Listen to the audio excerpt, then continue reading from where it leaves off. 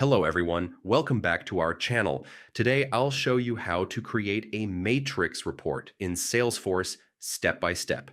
First, click on the app launcher in Salesforce and navigate to the reports section. This is where all your data can be visualized and analyzed.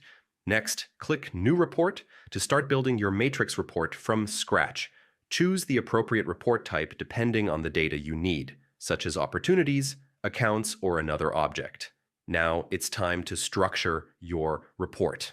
Click Group Rows and select a field to group your data by, such as sales region or product line. Then click Group Columns and choose a field for column grouping like quarterly data or sales representatives.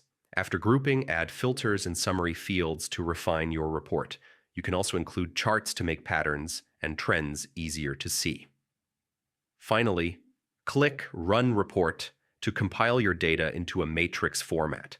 If everything looks good, don't forget to save your report with a descriptive name for easy reference later. And that's it. You've successfully created a matrix report in Salesforce, giving you a clear and organized view of your data. Thanks for watching. Don't forget to like and subscribe, and I'll see you in the next video.